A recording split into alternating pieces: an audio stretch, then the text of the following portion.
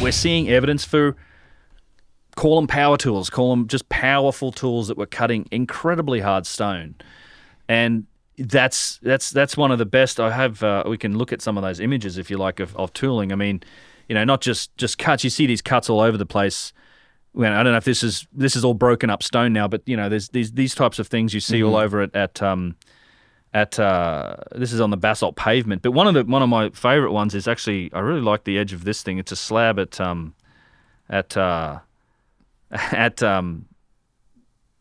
Abu Sir. It's this beautiful slab. And if you look along the edge, it's been like just finely touched with some sort of powerful tool that's sort of been backed out. It's got, this thing's got markings all over. You have these giant circular saw depressions here and here. Good Lord. And you can look at how many times this thing's been touched on. What is this made of? This is, I think it's schist. I think it's schist, or it's blue quartzite maybe. It's a very unique piece. I'm amazed it's still there because a couple people could probably move it.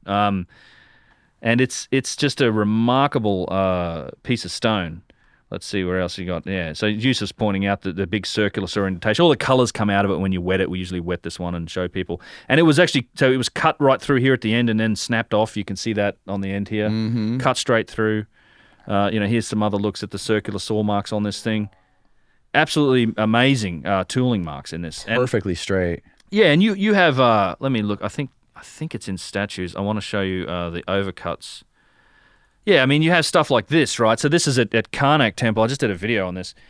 This is in an obelisk, and you literally have circular saw overcuts, and you see them on statues too, but you can literally see on this one here where it was exactly what you were talking about. Like, you see right there, yeah. It was reset. Like the angle of the cut was reset. Yep. And it was some sort of giant circular saw because they start narrow. They start here and they penetrate and they get deeper.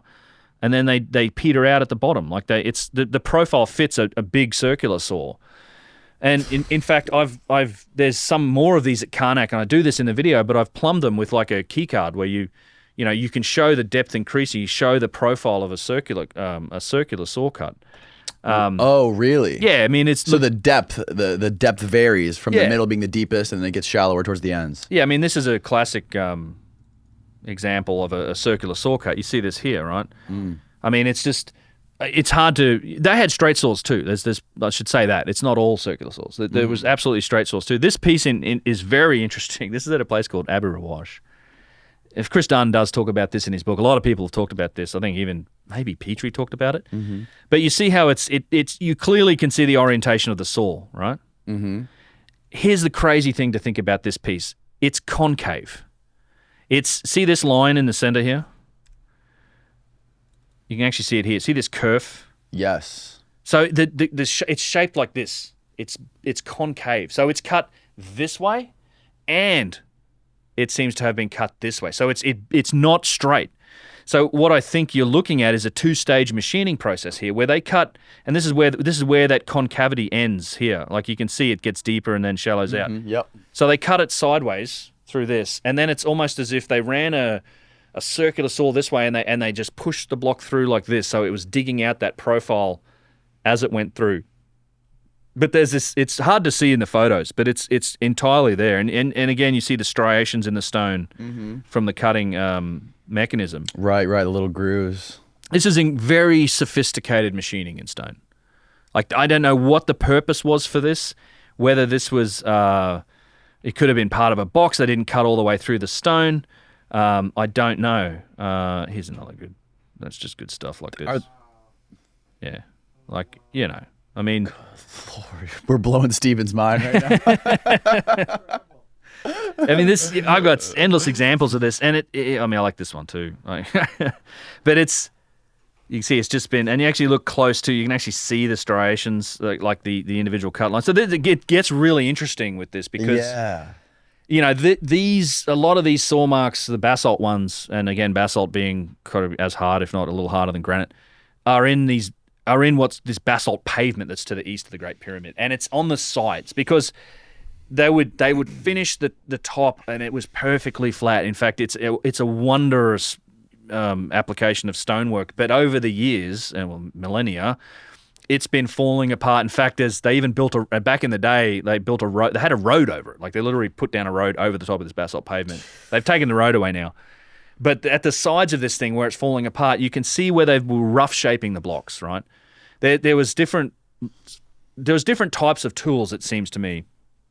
The quarry, there was like the scoop marks in the quarry. They were looking to remove stone quickly, and they didn't care. It wasn't precise. They're like scooping stuff out to get out as much material as possible so they can get the block out. Then they had the rough shaping of stone where they were cutting out the kind of the general dimensions of the block, and we might be looking at that with this, where they're just cutting on the side, and okay, we want to get this down to this point. And then there was a capability to just perfectly finish the stone, like fine polishing, fine machining, doing those fine little touches to get those precision surfaces, and then a polish to make it kind of like that mirror finish. So there's different levels, and these were done in different places. And what's interesting with the stone cutting is that we don't have a good explanation for this. There's tube drilling kind of falls under this too, but the stone cutting is like the explanation is that it was grinding with like a copper drag saw, you'd call it. Like it's like a V-shaped copper bar. You put sand and water and you grind and grind and grind, right? Mm-hmm. So you just sit there and grind and grind and grind. And the problem with that is that it doesn't leave. There's videos of this, right? Yeah. Trying to do this. Mark Lehner and it's it's a good experiment. There's nothing wrong with the experiment. So Mark Lehner and a guy named Dennis Stocks. Mark Lehner's a famous Egyptologist. Dennis Stocks is an experimental Egyptologist who does actually do these sort of experiments, and it's great because we get some data from his work. But there's a few problems with it. One is it doesn't leave the same signature. Secondly, you don't get overcuts. You don't get these narrow cuts like these. Like you're not going to get this sort of stuff with that because it's V-shaped, right? And based on that data though from Dennis and other people, we have data on how long it takes to do this, and it's something like let's round it off and say this thing is a little tiny bit over, but about 2 millimeters per hour, right? With that grinding technique? Yeah, and that varies based on the length of the cut. Mm-hmm. Obviously, the longer the cut, the slower you go. So 2 millimeters, roughly 2.5 or whatever millimeters per hour. It's very, very slow is the takeaway.